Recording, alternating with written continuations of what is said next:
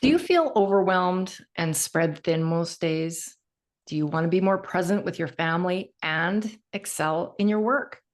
These questions came directly off the back cover of Stacey Olson's book. So stick around for a great discussion on life balance. My guest today is Stacey Olson, who wrote and published Your Balanced and Bold Life: Work Less, Live More, and Be Your Best. Welcome to the show, Stacey. Thank you so much for having me, Lisa. I have to be honest. When I was at your book launch and you were speaking, I felt like I was the only one in the room because truly I felt like you were speaking right to me. When I took your book home, normally it sits on my nightstand for a while when I have a guest. And then as our podcast interview comes closer, I will flip through it. I don't always read every book of someone who's going to be on the show. However, I started your book and I started to cry. Aww. Because I felt like it was written for me.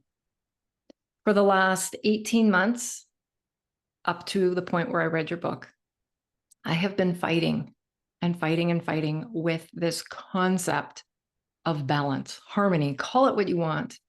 I was doing 5 jobs, working at the hospital, having a podcast, which is no small feat, mentoring grieving mothers, working as a facilitator for TELUS. And what else? Oh, I was picking up speaking gigs as well. And just complaining to my friends and family, oh, I've always got so much on the go, so much on the go. I burnt out at least twice in those 18 months, like at least. What did I do? Smart enough to recognize it, took a break, put the brakes on my things, and then went right back to it. But I want to highlight to the listeners that your book gave me the skills and the knowledge and the path forward so that I can now say that a few months after having read your book, I actually feel like I have the life that I wanted to have. So you're making me tear up. And this comes straight from my heart, Stacey. This is not the way I introduce my guests, but I wanted to get that out there for the first thing that I say. Your book made a difference in my life. Well, so, thank you for sharing that. Without further ado, can you tell us your story and how your book came to be? All right. So I'll say it's the book I wrote for myself. I needed when I was burning out a few years ago. And it's also the book I still need today to stay the course. And I know you talk a lot about midlife and women where we're at. And I'm certain that if I did not learn those skills, that perspective, I would just be burning out right now in my life as well. And so my story was I kind of where you said you were doing all these different things. I used to work in a big, busy company, had a really bright future, career, demanding, and 3 kids at home, and was really struggling to juggle it all, to show up in my work the way I wanted and to be the mom I wanted to be. And I was working 60, 70, 80-hour work weeks. And so my work was getting the best side of me. And, my family got the worst side. And so it got to the point where I was hurting my connection with my husband and kids. I was, doing some silly things. And I decided to make the decision to stop working outside of business hours, cold turkey.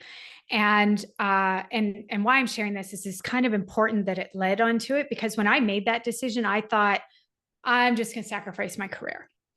And, this is what I need to do to step out of the burnout, to take care of myself, be there for my family.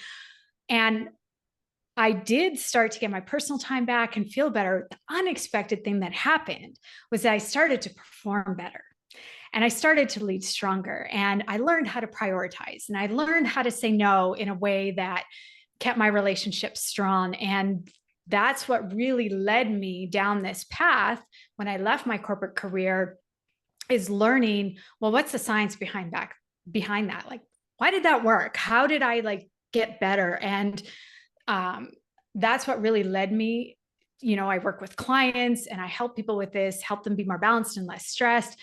But what led me to write the book is, how can I help others who maybe, I think we know we want this, but we don't know how to do it? And what is that path forward? And also write it in a way that everybody's, what balance looks like, what's helped someone feel better, what is important to someone in their life, that's going to look different for different people. So I wanted to share the stories and share the lessons so people didn't feel alone, that they felt seen, as you did.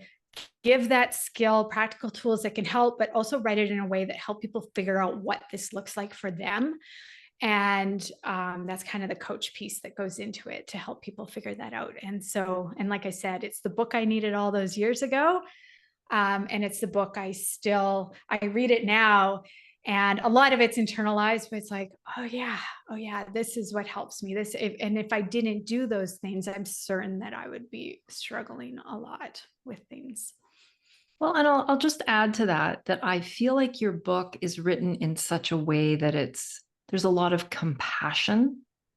It's not, sometimes you read a book that's written by a coach and it's very coachy, right? Do this, do this, do this. Mm-hmm. And it almost tries to put the reader into a category with all these other people.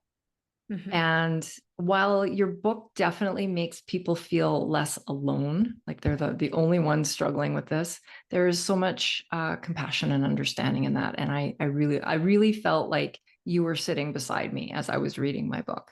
Mm-hmm. And that is a great thing. Now, I do have a question about how common burnout is. I don't know if there's numbers or statistics out there. Maybe it's the age I'm at in this wonderful world of midlife, but it seems like everywhere I look, professionally, my neighbors, people in my family, people are burning out.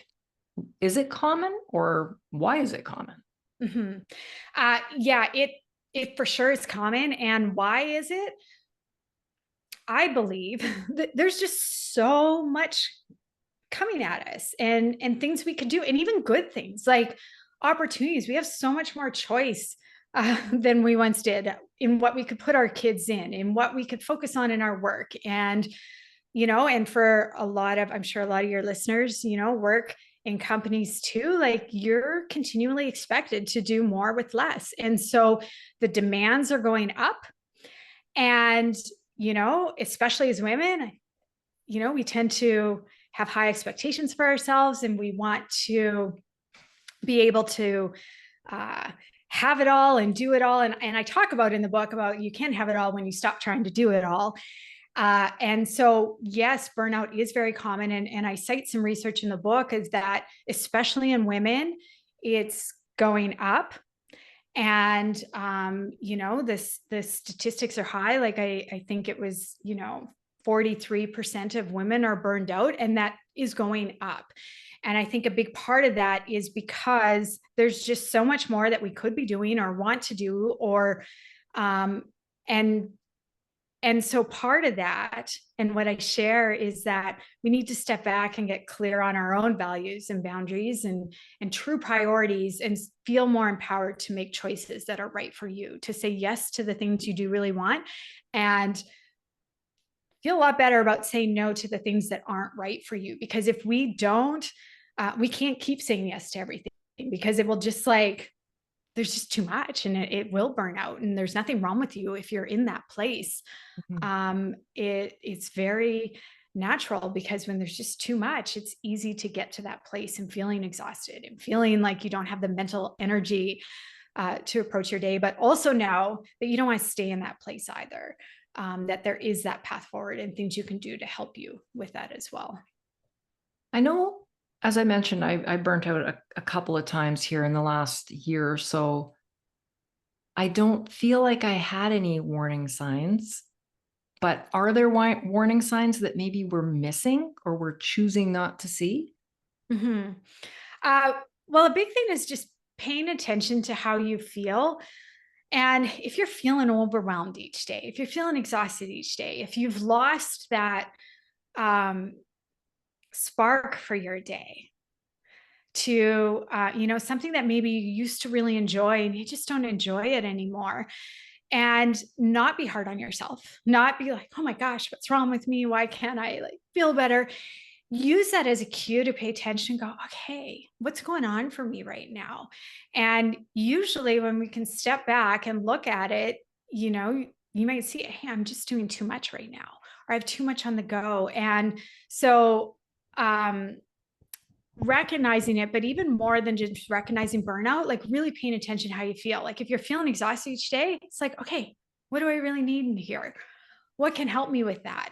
If I'm feeling overwhelmed each day, okay, what can I do about that? How can I take something off my plate or think about this in a different way? And just using it not to be hard on yourself, but just as it's a cue to pay attention. And there's something that you need here. Because I think it's very common. And like, well, I don't get burned out. I can sometimes still overcommit. And then all of a sudden, and for me, a big cue is I'm impatient with other people. And not just regular, the frustration. It's like, especially with my husband and kids, things that I'm usually like patient can handle, where like I get more grouchy and impatient. Like for me, that's a cue to go, okay, what's going on here? I probably have too much on the go, or I'm feeling tapped out. Okay. And then what needs to change? And so that's what I didn't, anyone listening to this is, don't be hard on yourself. Just look at it and go, what do I really need here? And start to treat it as a good thing that you notice, not a bad thing that you're feeling that way. That is excellent advice. Is it fair to say that we all have kind of different thresholds of what we can handle? I remember when my kids were small, and looking at my coworkers who seem, right, on the outside, I think we all look like we got it going on at some point in time, but thinking, they're working full time, and their kids are in all the activities, and they're still cooking suppers at night and doing all the things. There was self-comparison going on, which I recognize now is not a great thing. But then expecting myself to step up. As a mom, when my kids were little, especially, I felt like, and this is just a personal thing, that they could replace me at the hospital. They couldn't replace me at home. Mm-hmm. So I chose to work part-time the majority of my career at the hospital. But I remember really feeling like I wasn't enough because I wasn't doing what that person was doing. Mm-hmm. Can you speak to that aspect of comparison and maybe even societal expectations as women, and Mm-hmm. how that can be not such a good thing? Yeah. Well, comparison creates a benchmark for us. And so how well we're doing or how well we're not doing. And so when we look at other people, we go, oh, I'm not doing as good as them, or look at what they're doing. That doesn't feel very good. And then we're hard on ourselves, and you have no idea what's going on in that other person's life. And so where I believe comparison can serve us is if we look at someone and go, oh, I really would like that. Not to feel bad about yourself that you don't have it, but like, oh, what does that look like? What, I love that person that they travel so much. I would love to do, okay, well, what could I do to help with that? So I think sometimes comparison can serve us, but a lot of time it just makes us feel bad about ourselves and that we're not doing enough. And I fall in that to that as well. And because there's also that societal expectation that, we should have it all together, and we should. And I think people are more open now to, yeah, people struggle and we don't know what's going on. And the conversations around mental health, like I think it's a lot more open right now. But to your original question with that is, do we have different energy levels? So everybody's different. Mm-hmm. Everybody has different, what gives them energy, what drains them, what excites them, what doesn't.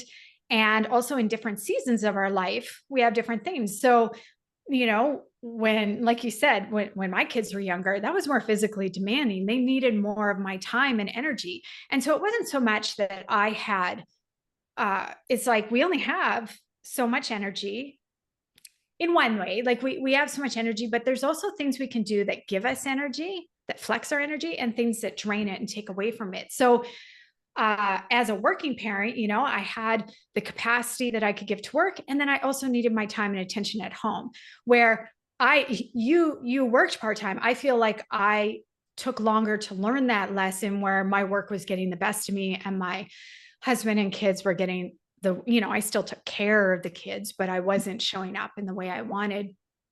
But understanding that, we have different energy. We have different things that make us feel good and drain us, and just paying attention to that more, letting go of the comparison of like, well, that's what they do. It's like, well, what do you really need? What helps you feel and show up as your best? What is important to you and your values to guide your choices, as opposed to just doing what everybody else wants? And that's one thing. I can look at others, like even in the entrepreneur space, like you see a lot of people working a lot of hours, and if that's what it really took to be successful, which I don't believe, but let's say it did, it's like, well, that's not what I really want. And so how do you, feel more empowered to make choices that are right for you, and let go of the comparison, and even understand you don't know what's going on with that person's life. Like, you might look at them and go, oh my gosh, they got it all together. They're doing all the things, but you don't know what they're struggling with. You don't know that maybe their kids having a really hard time, or maybe they have a sickness, or maybe they're like really struggling to keep it all together. And like I talked about in the book, it's like people had no idea I was struggling that much, because I could like keep it all together. So there's probably people that looked at me and went, oh my gosh, look how she has it all together. And it's like, no, it was actually a hot mess inside. So yeah, everybody's different. It's what is more empowering, instead of looking at someone else, what society says, what the norms are, to go, okay, start making those choices from within. What do you really value? What's important to you? What do you need to feel and be your best? What gives you energy, and feel more empowered to make choices from within? And then it also gets easier with all the demands and expectations, because there's just too many opinions, too many choices, if you start coming from within and what's really important to you to guide them. Well, and what you just said about values, I think I've heard it and I've heard it and I've heard it, but sometimes I think we need to hear things over and over and over again. And then when we're in the spot where we need to hear it, that's when it really sinks in.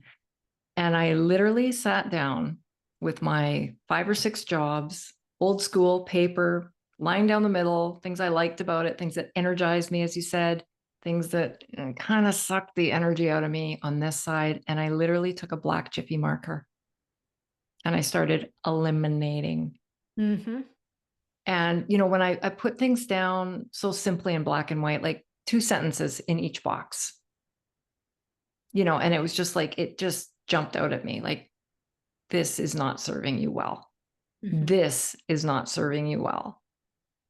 And then I think, just to repeat exactly what you just said, when we can start making decisions from our values, it gets so easy to say no. I'm a recovering people pleaser. Let's put it that way.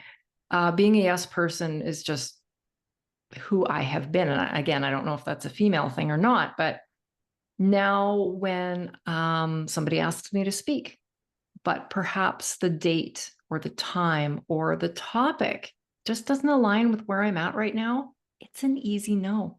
Mm-hmm. Just creating healthy boundaries, even with family, friends, everything in life just immediately got easier when I looked at it through that lens, rather than I should do this thing. I said I was going to do this thing. Somebody's expecting me to do this thing. All the excuses. But do you want to talk just a little bit more about maybe values and passions and how that can help us? Mm-hmm. And so one, I love your insight. I love your insight in calling that out. And that's like one of the biggest, like, I work with a lot of women and in midlife and juggling all the things. And it gets so much, and who have a hard time saying no. And I used to be a yes person too. I'm really great at saying no, but it's always coming from this place so you can say yes to what matters more.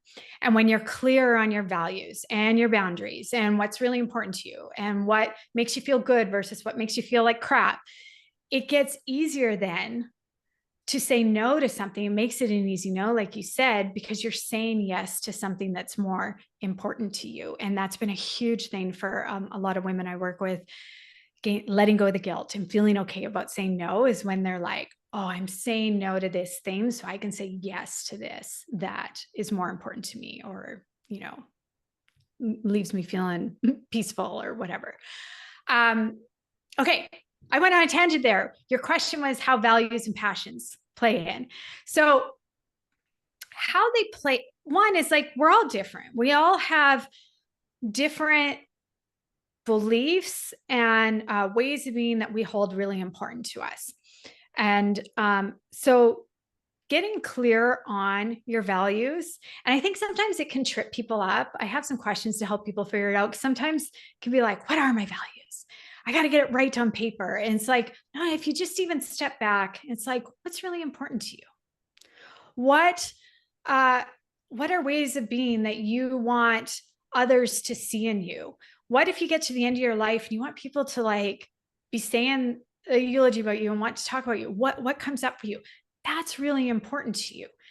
And so when you can be more in tune with that, and even your passions, like the things that interest you, that give you joy, that excite you, and give yourself permission to align your actions more with those things, you're going to feel more fulfilled in your life. You're going to feel less stress, because we feel more stress, more inner conflict when we're not aligned with those things, when we're making choices that that are misaligned with our values or what we truly want or excites us. And also knowing like things aren't going to be perfect. Sometimes we have to do some things we don't want to do. That's life. But the more you can align your actions with your values and what's important to you, it makes those choices easier, figuring out what you'll say yes and what you'll say no to. You also feel more peace inside. It like gives you energy. And I can, even in my work, even growing my business now, I've kind of gone through a like, okay, there's some really good things I want to do, but that's not really what is pulling my heart and the difference I want to make. And so when you can just give yourself permission to go, this is what I really want, this is really important, this excites me. And you, even though these might be good things over here, you let them go and you start to give your time and attention over here, you just like shine in a whole new way. It feels better. It feels more exciting in what you're doing. And again, it guides your choices, what you say yes and what you say no to. Like some speaking engagements, you might be like, yes, that absolutely aligns. And then the ones that don't, to feel okay to go, well, I'm going to say no to this, not because I don't care, not because I don't want to make a difference, but because if I say no to this, it's going to leave me more time and energy for what I do really want to do and the difference I want to make. And just being okay with that. But I would give the advice to anyone listening too, is like, don't get too hung up on, you got to get the words right and you got to have it figured out. And this is me. Like I get tripped up when I got to nail this. And it's like, no, just be open to what's really important to me. What do I want? Let that guide my choices, and trust you'll get more clarity as you go. For sure. I think too, I don't know if you believe in this or not, it's something that has just shown up in my world recently, and I'm starting to believe it, that what is meant for us will find us. Mm-hmm. And, when I work with my group of grieving moms, I always say when we hold on to our pain, for example, there's no room for healing. There's no room for the love. Mm-hmm. Right. So if we can start letting go of the things that aren't serving us, whatever that looks like for our listeners, we are opening up this space for the next thing to come to us. And if we are jam-packed, working 10, 12, 14-hour days, there is no room for anything. Mm-hmm. So for anybody who's listening, who's kind of thinking, okay, values, passions, are there any like simple steps that our listeners can take if they're at this point where they either can feel the beginning of burnout happening or they are there? Mm-hmm. What can people do? So there's different things you can do. I would say, spend some time to like, what is really important to you? What do you really want? And if you don't know that, then what do you not want? Mm. And that was one of the things for me when I said, I don't want to be working evenings and weekends all the time and feel like crap. Okay, well, what do I want then? Like, what you want is on the other side of that, but spend some time with that. And not that you have to have it all figured out. It's just, well, what would this look like? Like, if I were bounced in my life and had the time and space for the things that are important to me, and I felt the way I wanted to feel, what does that look like? What would I do? And spend some time with that, because then when you get some clarity on that, again, it's like, okay, well, what would I do today that would help me with that? And it's the small, one of the quotes I love is in the book. It's what you do every day matters more than what you do once in a while. And it's just getting clear on that. And then, like, what are some small actions I can take in a day that helps me with that? Knowing too, and so that's like what you want, but also knowing if you're really on empty, I just need to fill your tank. Take some time to take care of yourself. And I talk about a metaphor of a gas tank. But think about, what is it like when I am on a full tank and I feel great, a half tank, and what is it like when I'm on empty? And if you're on empty, it's like, okay, what do you need to help you feel better?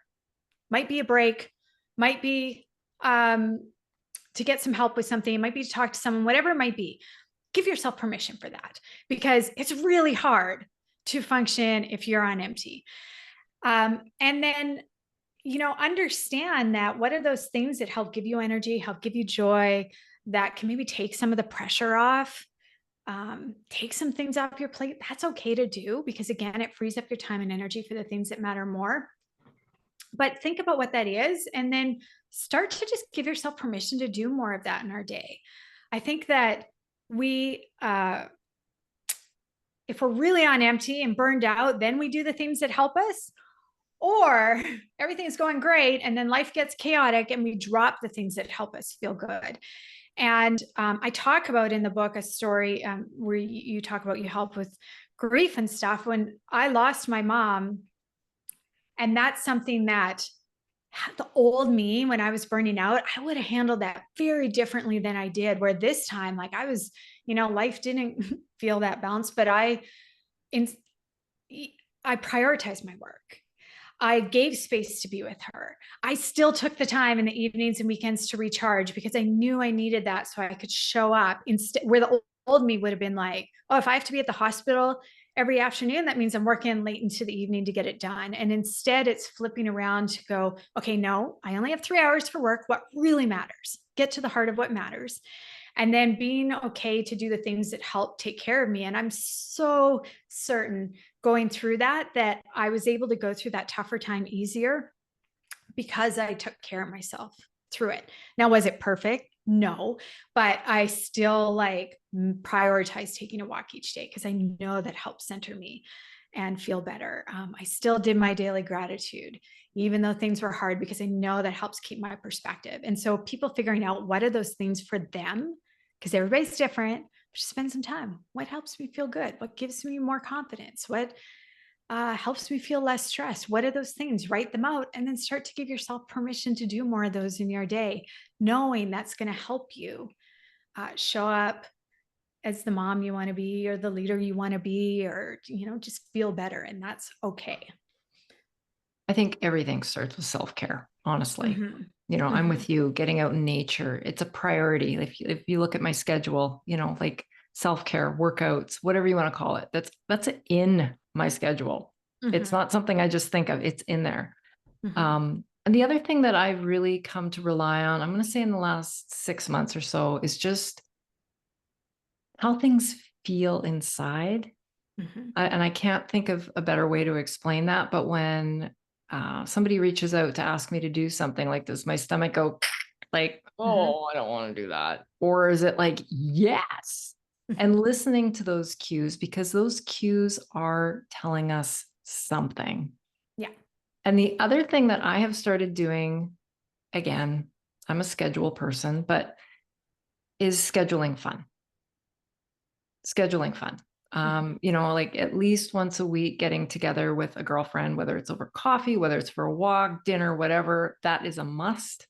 having, time with friends, like couple friends, and, booking ahead holidays, like having something to look forward to is really important for me in my sanity.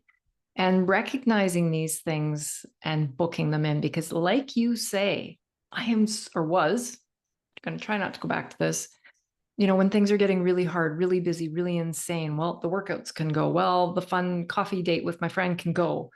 No, they can't.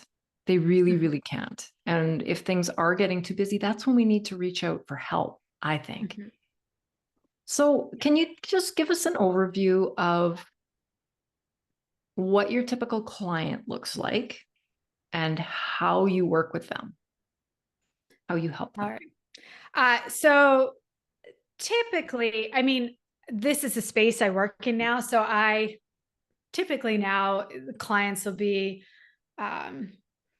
woman 35 to 45, 50, feeling overwhelmed each day, feeling exhausted each day, want to, doing well in their work, want to be a better leader, but they want to be more present with their family. They want to take care of themselves more. They want to make their well-being a priority and still do well in their work. And so what does that look like? So a lot of times it's like, how do I take better care of myself, keep boundaries, and still be effective as a leader and in my work and with my team? And what does that look like? And a lot of the mindset or beliefs that can come with that is like, well, I'm not a team player if I make my personal time a priority, or what will people think if everyone around me is working long hours, but I'm choosing to do it in a different way. And so part of the work I do and talk about in the book is like shifting that mindset and being able to look as like, you're focusing on the things that really matter. To be effective leader, you cannot be as effective leader if you're exhausted every day. And so don't be hard on yourself if that's you. Like we've all been there, but just recognize that when you take care of yourself, you can be there for others in a more real and meaningful way. And so anytime now for me, if I'm like, oh, I should do this in the evening, I should give up my weekend. For me, I come back to like, I'm going to be a better coach. I'm going to be a better speaker. I'm going to be a better mom when I take this time for myself. And just remembering that our minds and bodies were not meant to be on 24/7. And so that part of self-care and taking care of yourself and just enjoying your life. And one, this is your life, so enjoy it. But that's also going to help you be more effective in your work as well. And so that's, typically what my clients, and I'd say a huge thing that they learn as they go through it is it's like, I can't keep, this is very common. And like I said, I work with a very specific, people come to me for this now, but I can't keep boundaries. It's too hard. I got too much to do. And then when they do start keeping the boundaries, they're like, oh, that's easier than being burned out each day. So even though it's uncomfortable to keep the boundary, it tends to be easier than being burned out every day. And they're like, oh, I feel better. I feel more present. I feel like excited about my work again. And so it's like making that flip.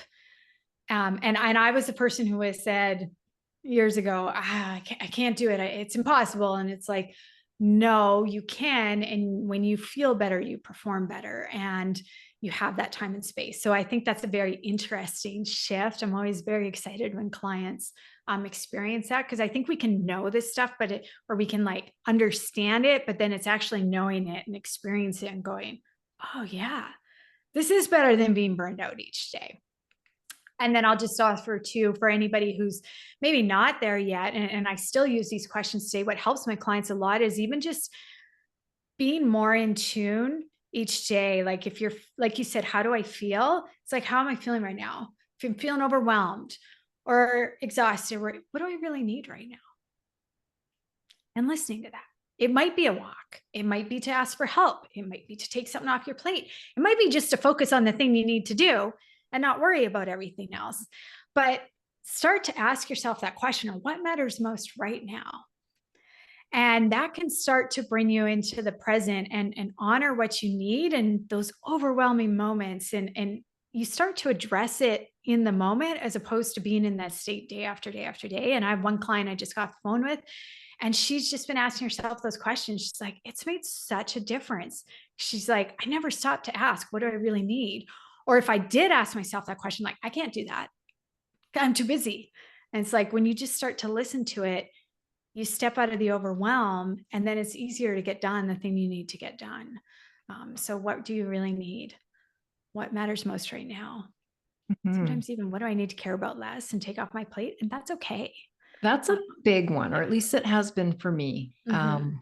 And I can't remember who the person was that came up with this whole thing, but the quadrant with the delete, um, what are the four options? It either is important, you must do it right Mhm. now, put it off for Stephen later. Covey.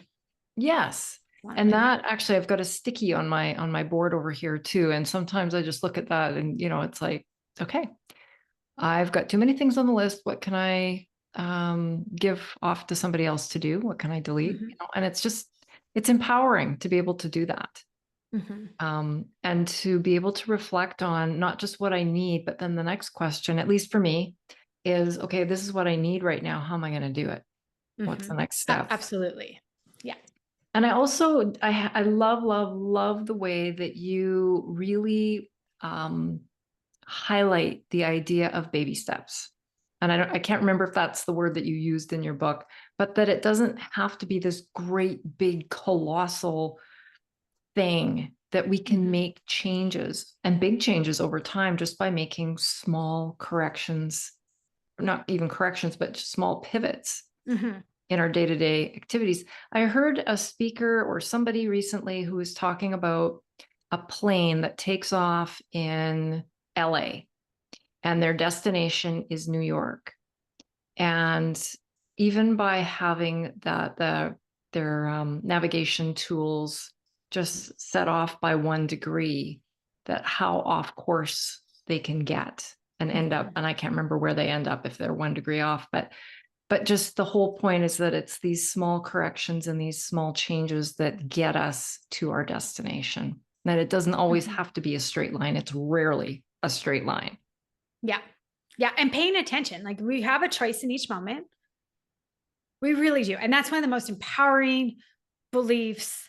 And I say that as someone who used to say, I have no choice.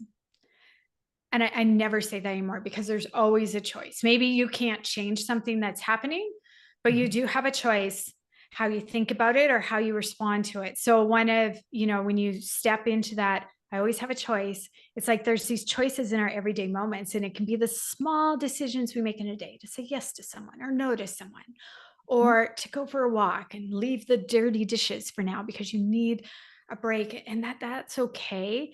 And just recognizing those choices and that they do add up.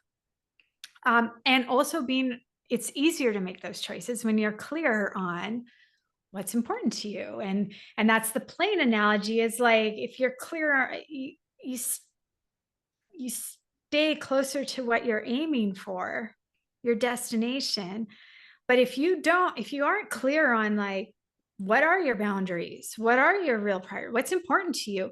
It's easy to get pulled or off course in different directions. So spend some time with that, but also recognize you have these choices in the moment. It can be small things you do in your day. And that if you keep checking in with yourself, you don't get too far off course. And that's a big reason why I believe I've been able to be so still remain balanced. And yes, it's not perfect and it's wobbly sometimes. And that's one thing I'll just say when I talk about balance, it is having that more harmony. It is that you have the time and space for all those important areas of your life and you make your happiness and well-being priority. But that comes with being intentional in those everyday moments and choices. And I feel like I've been able to keep that is because I check in with myself each day. And I don't ever get too far off course. I might have a bad day or a week, but then it's like, okay, what do I need to get back on course here?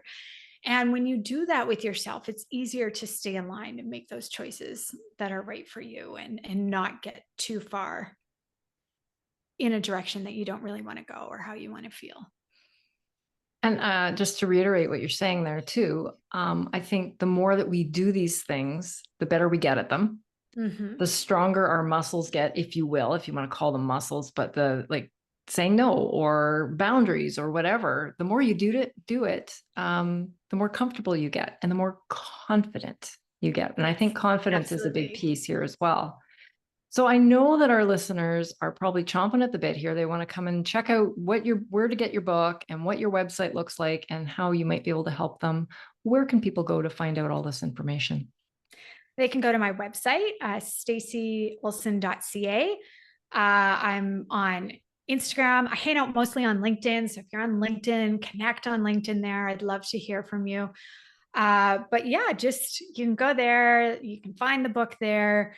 And I also love, I'll just say, I love hearing from people, even what you shared, your experience reading the book. It's like, because sometimes you do this work and you don't hear the impact it has. So I also want to invite your listeners, like, I'd love to hear what you take away from this conversation, or maybe a question that's on your mind that wasn't answered. It's like, send me a note and I'd be happy to respond to you. So I love hearing from people on the other end of the screen. So Well, I suspect you are going to hear lots of feedback on this book. Like I say, it has literally changed my life and the way I do things. And I want to say thank you for that.